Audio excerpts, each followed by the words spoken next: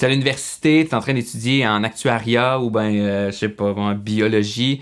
T'es comme, ouais, je sais pas trop si je veux que ça soit ma carrière. T'as 14-15 ans, t'es au secondaire, tu sais pas trop qu'est-ce que tu vas faire dans la vie. T'es retourné aux études au HEC, tu travailles chez Ubisoft, t'es comme, c'est-tu ça que je veux faire? Ça fait 4 ans que t'as commencé à faire de la peinture, puis là t'es genre, est-ce que c'est ce que je veux faire de ma vie? Donc peu importe ce que tu fais en ce moment, si tu te poses des questions, cette vidéo-là c'est pour toi. Je vais te parler de mon parcours qui m'a mené aujourd'hui à être producteur-compositeur de musique, et j'espère qu'en voyant comment j'ai traversé les eaux de la vie, ça va t'inspirer et te donner espoir que des fois, on sait pas trop ce qu'on fait, ou des fois, on pense qu'on sait ce qu'on fait, et puis finalement, que ce soit un ou l'autre, il n'y a pas vraiment de différence. Puis c'est pas grave. On est en 2004-2005 environ, je sais pas, je me souviens pas exactement. Je suis au secondaire. Ça commence là, tu sais, je veux dire, c'est là que mon parcours commence. Ça, c'est le signe international pour parcours commence. Parcours ou commence? Les deux. Parcours commence, c'est ça. Parcours fini, c'est ça.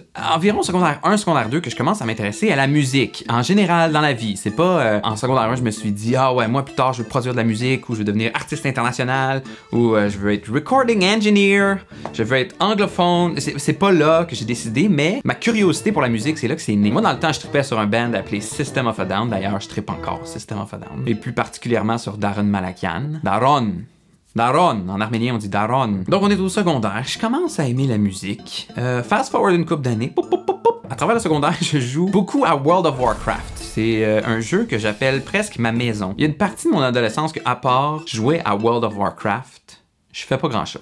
Mais ça a bien été grâce à la musique. J'ai commencé vers 14-15 ans à jouer de la musique. Vraiment, j'ai eu une guitare à Noël à un moment donné. J'en voulais une, je sais pas. Ah oui, je sais. Je sais ce qui m'a donné le goût d'avoir une guitare. J'ai vu mon cousin, à chaque Noël, à chaque été, j'allais chez eux. Puis là, je sais pas si c'est l'été ou Noël, je pense que c'est l'été. Je suis allé chez eux, puis il a sorti sa guitare électrique, puis il a joué Enter Sandman, le riff d'Enter Sandman. Non, c'est pas lui qui a joué. Celui-là, il a joué ça. Et puis j'étais comme, moi, je vais être capable de faire ça. J'ai demandé une guitare Noël, j'ai une guitare Noël, j'ai commencé à jouer de la musique. Ah, ça m'a un petit peu sauvé de World of Warcraft, je crois. Donc, c'est à travers mon secondaire que je me suis dit, OK, la musique, c'est quelque chose qui fait partie de ma vie. Je savais pas, là, à quel point j'allais l'investir. Puis pour vrai, c'était vraiment pas important pour moi de savoir. J'étais genre, je pensais même pas à la question, genre, mais est-ce que je vais faire ça toute ma vie? D'ailleurs, je trouvais ça vraiment intense que au secondaire, on me bombardait de genre, faut que je sache qu'est-ce que je veux faire plus tard. Genre, on me faisait faire des tests là, pour découvrir mon métier. J'étais comme, mais genre, j'ai 15 ans. Je sais pas c'est quoi mon futur métier. Puis c'est même pas important que je le sache maintenant. Genre, j'ai l'âge de découvrir des choses. Bref, c'est en secondaire 4 que je décide que pour l'année suivante, pour le secondaire 5, je ne retournerai pas à l'école secondaire. Je décide plutôt de créer un band appelé Deadly Surprise avec mon ami Gaba et mon cousin Roméo. Let's do this. C'est un moment que j'ai succombé à la pression de savoir qu'est-ce qu'il faut que je fasse dans ma vie. Parce que je me voyais vraiment là, comme dans l'avenir faire ça. Tu sais, je me laissais aucune place au fait du fait que j'étais dans la découverte des choses. Bref, j'étais genre, ouais, je vais avoir un band. Fait que j'ai commencé à composer de la musique avec mon ami Gabriel. Dans mon cas, décroché, c'était parfait. Parce que j'aimais pas l'école. J'avais vraiment le goût de m'investir dans la musique. Le fait de pas retourner à l'école puis de vraiment m'investir là-dedans, ça a fonctionné. Donc, bravo Claude du passé. Good job. Donc, après avoir quitté le secondaire, évidemment, je suis allé dans la musique. C'est là, c'est ici, là. Puis j'ai composé la majorité de mon premier album. Mes parents avaient un cabanon là, puis et j'ai demandé à ma mère qu'elle demande à mon père si on pouvait transformer ce cabanon atelier en studio que je pourrais enregistrer de la musique. Puis évidemment, mon père a dit oui. Parce qu'il me supporte dans mes projets de fou! Donc, c'est dans un studio au 178 des Pins à Belleuil que j'ai composé la majorité de mon premier album. On a déménagé au 67 des Pins, la même rue, un petit peu plus loin. On a déménagé là, puis mes parents, parce qu'ils sont géniaux, ont déménagé le studio, donc le cabanon au complet. Il a fallu le passer dans le carport, là. Un cabanon, là, taille cabanon. C'est là que j'ai terminé d'enregistrer mon premier album. Par la suite, je suis redéménagé. Puis c'est là que je suis parti chez mes parents. Il y a un moment dans la vie qu'on part de chez nos parents. Eux sont déménagés au 162, qui est ici. Ils sont vraiment géniaux. Ils ont encore déplacé le studio, puis ils l'avaient mis dans la cour arrière ici. Fait que là, c'était drôle parce qu'on est passé du 178 qui est là au 67 qui est là, au 162 qui est là, avec le studio dans lequel j'ai écrit bon nombre de chansons. Je remercierai jamais assez mes parents de m'avoir donné l'espace pour le faire parce que pour moi, c'est bien important d'avoir un espace réservé à ça. Tu sais, je veux dire, tu peux le faire si tu veux faire de la musique, là. Tu veux faire n'importe quoi, tu peux le faire dans ta chambre, tu peux le faire dans le salon, chez vous, chez tes parents. Mais pour moi, c'était vraiment sacré d'avoir un endroit qui servait que à ça. Et là, quelle idée de feu! C'était en parlant avec mon ami Philippe, qui est toujours mon ami aujourd'hui. C'était en discutant avec Philippe que Philippe, Gabriel et moi, on décide de créer une maison de disques indépendante appelée Shoop Da Whoop Records qui allait propulser les artistes de la région. Donc, on voulait avoir, là, on voyait qu'il y avait une scène émergente de musique à Belleuil, c'est là où j'habitais. On voulait propulser ces groupes-là, les enregistrer dans nos studios, puis les propulser, les faire connaître. Ça a duré 3 ans. 3 ans où je me disais, ouais, moi, je veux être dans l'industrie de la musique. De 2009 à 2012, c'était mon travail créatif à temps plein, Shoop Da Whoop Records, et j'ai pas aimé ça. J'ai rencontré beaucoup de gens dans l'industrie, au niveau local puis au niveau régional, puis ça avait pas l'air d'une industrie saine. Il y avait plein de gens, genre, qui pensaient vraiment à l'argent. Ils étaient comme, yeah, on va faire du cash, Puis il y a même un gars qui avait ouvert, comment il s'appelait? Je me souviens pas comment il s'appelait. Il avait ouvert un espace, là, une salle de spectacle là, à Belleuil. Là. Puis dealer avec lui, c'était vraiment pas nice. Il était pas cool. C'était vraiment un businessman, tu sais, comme, il est bon pour vendre, mais aucune empathie. Tu sais, moi, l'authenticité, l'empathie, c'est important dans mes relations, que ce soit business, personnel. Je voyais pas ça en lui, mais l'affaire, c'est que je voyais pas ça dans la majorité de l'industrie, donc j'étais genre, ça me rejoint vraiment pas. Et ce fuck this, I'm out, je l'ai fait chez mon cousin. On est à Melocheville. Là, je sais, c'est où Melocheville? Melocheville, c'est sur la rive-sud de Montréal. Puis c'est ici que j'ai commencé ma carrière de développeur de jeux vidéo. Je suis arrivé un moment donné, je finissais l'album de Dominique Roy avec la maison de disques. Je suis arrivé chez Roméo, j'ai dit, je suis tanné de faire de la musique. Je me souviens pas si c'est lui ou c'est moi qui a dit ça, mais il y a un de nous deux qui s'est dit « Ça te tente-tu de faire des jeux? » Et l'autre a répondu « Oui ». Mais qui a dit quoi? Je sais pas. Fait que je sais pas c'est qui a initié ce mouvement-là, mais les deux, on était down et on a décidé d'être des développeurs de jeux vidéo. Et ça s'est fait ici même, à Melocheville. C'est en 2012 que c'est arrivé et jusqu'en 2018, j'ai été dans Qubit Games, j'ai fait des jeux vidéo. Depuis que j'ai conscience que j'existe, j'aime les jeux vidéo. Donc, faire des jeux vidéo, c'était comme un rêve de jeune enfant. Donc, on a commencé à travailler sur notre premier jeu vidéo ensemble sous l'entreprise Qubit Games. Les jeux Qubit en français. Puis là, j'étais genre... Yeah, moi, je veux faire des jeux vidéo finalement. J'avais dit à Roméo, je veux que la majorité de mon travail soit de faire de la musique pour le jeu, la musique et les effets sonores, tout ce qui était audio. Mais j'étais quand même très intéressé à faire du design, donc comme décider qu'est-ce qui allait se passer dans le jeu. Tu sais, est-ce que tu joues un petit bonhomme ou est-ce que tu joues une princesse en feu? C'était chill, on a sorti notre premier jeu dans ce temps-là, puis encore là, j'étais dans le mindset, oui, je vais décider comme ma carrière, ça va être ça. Je vais créer des jeux vidéo. Encore l'espèce de je dois trouver ma carrière puis mon avenir maintenant. C'est également en 2012 que j'ai décidé de retourner aux études. J'avais un autre rêve d'adolescent. Moi, quand j'étais ado et je jouais à World of Warcraft, j'écoutais l'émission, comment ça s'appelait? Sexuellement parlant, je pense. Avec Julie Pelletier et Philippe Pépin.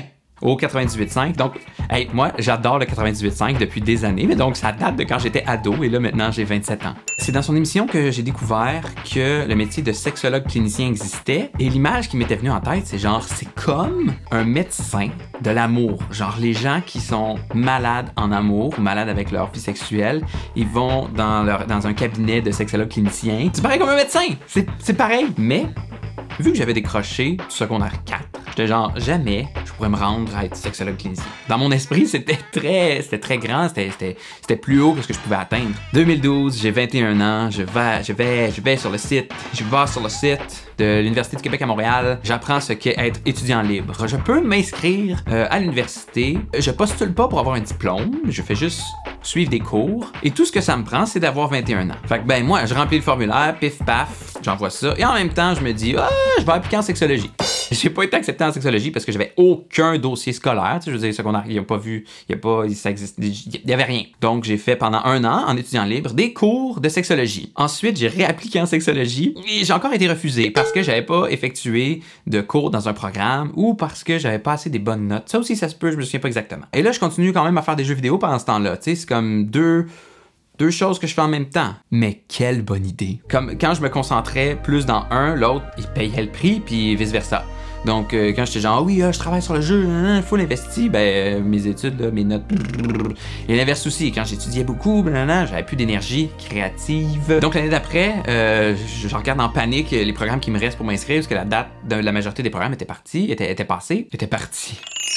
Et là, je trouve à l'Université de Montréal un certificat en victimologie, l'étude des victimes d'actes criminels. Je m'inscris en me disant, ben, pas rien d'autre. Donc, je fais 1 an en victimologie. J'ai aimé ça.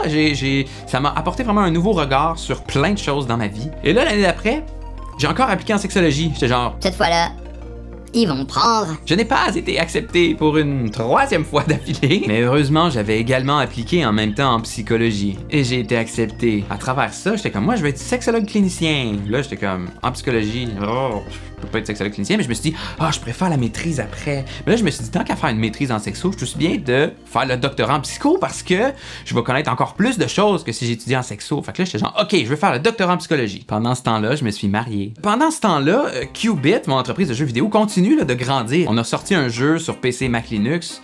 On a fait une campagne de socio-financement pour notre prochain jeu. On fait des salons internationaux, les plus gros salons de jeux vidéo au monde. Donc, Qubit commence à prendre de l'expansion. C'est là que ça devient problématique dans ma vie parce que la petite gimmick là, de m'investir dans un puis l'autre prend le bord, ça continue. Donc, ça continue. Puis là, ça crée des frustrations chez moi, chez les autres, dans les 2 domaines parce que des fois, je suis investi, des fois, je suis pas investi. Puis là, ça se balance comme ça. Puis là, je suis comme, mais pourquoi? Qu'est-ce que je fais? Mais pour vrai, c'était vraiment difficile faire le tri dans tout ça. Et je pense que j'étais beaucoup embrouillé par une pression sociale, mais aussi une pression que je me mettais sur moi de il faut que je trouve ma carrière. Au lieu de juste accepter le fait que je fais des choses et je passe d'expérience en expérience et j'apprends et tu sais, me faire confiance, être dans le moment présent, foncer, fonce. Salut Claude, ici c'est Yann Englund, j'espère que tu vas bien. Fonce, puis tu vas voir, ça va bien se passer. J'étais pas là-dedans. J'allais avoir un choix à faire sur est-ce que je veux devenir psychologue ou développer des jeux vidéo. Je peux garder un intérêt en psychologie et développer des jeux vidéo. Comme l'inverse se peut aussi, je pourrais devenir psychologue puis faire des jeux on the side sur mon temps libre, par plaisir. En même temps de compléter mon baccalauréat et d'être dans Qubit Games, j'applique pour travailler à la Maison des Jeunes de Verchères comme intervenant social, animateur social. Parce que je me dis, ah oui, ça c'est bon dans mon CV d'expérience de faire de l'intervention, puis good call Claude, c'est bon, là, dans l'idée que je veux être psychologue, peut-être que je devrais mettre le pied dans l'intervention. Et travailler là, c'était le fun parce que je pouvais chiller avec des adolescents, puis c'était comme très cool comme emploi, mais ça m'a énormément appris sur moi-même, plus que ça m'a appris autre chose que ça, là. Le plus gros que je retire de ça, c'est vraiment apprendre sur moi-même. Mais bon, bref, donc, en même temps d'étudier pour faire éventuellement mon doctorat en psychologie, de faire Qubit Games, je travaillais à la Maison des Jeunes de Verchères. Donc, arriva ce qui devait arriver, j'ai comme explosé. Juste comme, pourquoi je fais tout ce que je fais? J'ai fini par appliquer au doctorat en psychologie. J'ai pas été choisi. J'ai passé des bonnes notes, pas de professeur disponible. Bon, c'est difficile de rentrer en psychologie quand même. J'étais content, j'étais soulagé de pas avoir été choisi parce que ça m'enlevait un choix à faire. Je n'avais plus l'opportunité, en tout cas pour cette année-là, d'être psychologue, donc je pouvais m'investir dans autre chose, genre dans Qubit Games. J'ai eu beaucoup de réflexions à ce moment-là, de savoir qu'est-ce que je voulais faire. Je l'ai même partagé sur Internet dans ce temps-là. Ma chaîne était comme pour les étudiants en psycho, puis là, je parlais beaucoup aux étudiants en psycho. Puis là, je leur ai dit, ah ouais, mais tu sais quoi, ce que je veux faire vraiment, c'est créer des choses. C'est toujours vrai, et je me suis orienté là-dedans. Je me suis réinvesti dans Qubit Games. Il a fallu que je fasse mes preuves à quelque part parce que là, mon cousin était comme, qu'est-ce que tu fais là? Je suis un peu tout seul. Soit tu t'en vas ou soit tu t'investis, mais comme pas entre les deux. OK, je vais m'investir. Et là, j'ai eu l'occasion avec un professeur qui m'a écrit, qui était comme, ah, t'as pas été accepté au doctorat, mais j'ai vu ce que tu faisais en vidéo et puis j'aimerais ça qu'on parle. Donc lui, il était intéressé de travailler avec moi. On a essayé un petit peu. J'ai réalisé que ça marchait pas. J'aime vraiment pas ça. J'ai réalisé que j'étais vraiment pas fait pour le contexte universitaire, de genre un professeur va te demander quelque chose, puis là t'es comme OK, je vais le faire. Donc ça n'a pas fonctionné, donc j'étais comme OK, je vais être dans Qubit Games. Arrive octobre 2018, mon cousin me dit tu sais quoi Claude, c'est fini, toi dans Qubit Games, ça marchera pas. C'est non fonctionnel, on peut plus fonctionner là. Je ne suis pas heureux. Je veux être heureux, alors va-t'en. OK, c'était pas dans ces mots-là. Ça s'est relativement bien passé. On a réalisé que on voulait peut-être mieux être des meilleurs cousins, là, des meilleurs amis, des meilleurs cousins, que partenaire d'affaires. Sauf que là, je fais quoi, moi? Et là, oh my god, sérieux là? J'étais comme, j'ai passé à travers tellement de choses, puis c'est comme, j'ai l'impression que j'ai jamais fait... Tu sais, j'ai jamais été vraiment présent dans un truc, parce que j'étais tout le temps partout en même temps, donc j'étais pas full investi dans rien. Puis là, j'étais genre, je vais continuer à faire des jeux vidéo, je vais appeler mon entreprise Monan, parce qu'on s'appelait Qubit Games. Je vais m'appeler Monanus. Monan. Mais ça, c'est un projet qu'on avait déjà fait dans Qubit, mais finalement, bon, j'ai pris le nom pour mon entreprise. Et j'étais genre, je vais continuer à faire des jeux, comme j'allais faire des jeux, fait que je vais juste continuer à faire des jeux. Réflexion, et puis discussion avec des proches, avec des amis. Et là, j'ai réalisé, j'ai eu un enfant aussi, je l'ai dit, j'ai eu un enfant, ma belle Luna, je l'adore. Et là, à travers tout ça, donc l'enfant, les entreprises qui fonctionnent pas, mon parcours, j'étais genre, mais qu'est-ce que je veux faire profondément? Tu sais, là, baguette magique, là, demain matin, qu'est-ce que tu veux faire? Là où la question était pas très bonne, c'est que je me posais beaucoup la question, qu'est-ce que tu veux faire du reste de ta vie? Pourquoi, là, aussi, genre, solennel, aussi big, comme qu'est-ce que tu veux faire pour le reste de ta vie? Je sais-tu, moi? Je sais pas. Je sais pas qu'est-ce que je veux faire. Mais je sais qu'est-ce que je veux faire là, présentement. Et je sais dans quoi j'ai le goût de m'investir et d'acquérir des nouvelles habiletés et des nouvelles connaissances et de grandir là-dedans. Je sais ça. Et à quelque part, je l'ai toujours su et je l'ai jamais affronté. Et j'ai toujours essayé de voir qu'est-ce que je pouvais faire, explorer un peu. Et l'affaire, c'est correct d'avoir fait ça. Jusque là, je suis rendu ailleurs. Et là, j'ai connecté avec quelque chose en dedans de moi qui me parle énormément. Et c'est la production de musique. Mon bébé, c'est la musique. Ce qui englobe ma vie, ce qui est dans le cœur de ma créativité, c'est la création de musique. Et là, je me suis posé la question, mais pourquoi toi, Claude Junior La Bonté Lefebvre, tu veux créer? Pourquoi pas autre chose? Moi, dans ma vie, c'est comme si j'avais un réservoir dans ma tête de création qui se remplit constamment. Peu importe ce que je fais, professionnel, social, name it, ça se remplit tout le temps. Si je crée rien, ce réservoir-là se remplit, puis plus il est rempli, moins je suis disponible à l'instant présent.